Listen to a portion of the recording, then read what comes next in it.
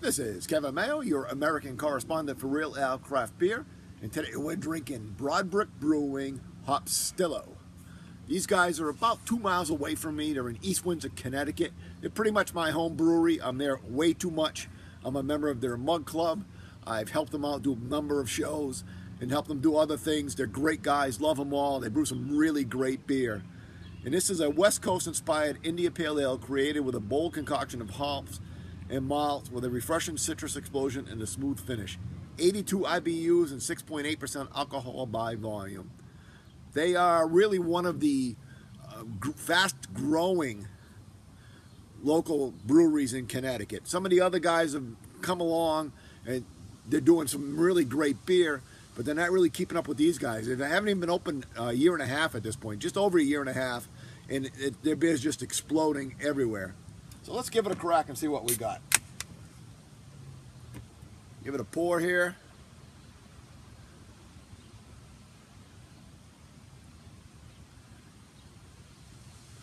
That's a nice looking beer.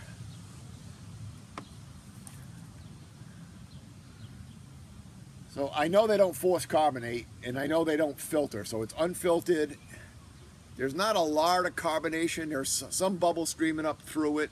It's a dark orange, or yeah, probably a dark orange. We got about 2 1/4 fingers of just off-white head. And yeah, it's a nice looking beer, fairly typical what you'd expect from an IPA. Probably a little bit on the darker side. I get a real solid malt background. Toffee, caramel, a hint of pine.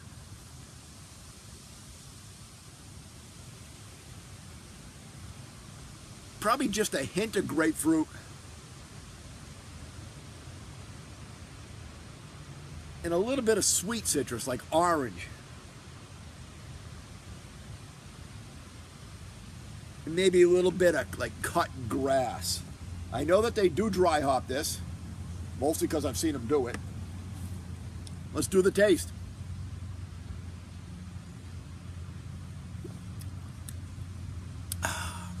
That is so good. And what's nice about this one, it's really well balanced. So many IPAs tend to be too much to the bitter side. They leave the malt end of it too thin. So you really get a solid upfront backbone of that malt. Toffee and caramel. Solid, almost like an ESB. That much malt flavor up front.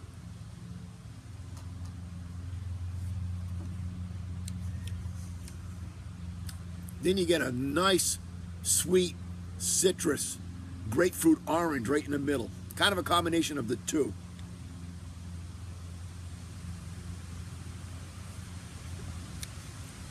And you really taste the 82 IBUs. It's quite bitter at the back end, but it doesn't really linger. Sometimes you get those IPAs and the bitter just washes and washes and washes and you can't get rid of it. So it doesn't really linger. It goes away after a minute or two.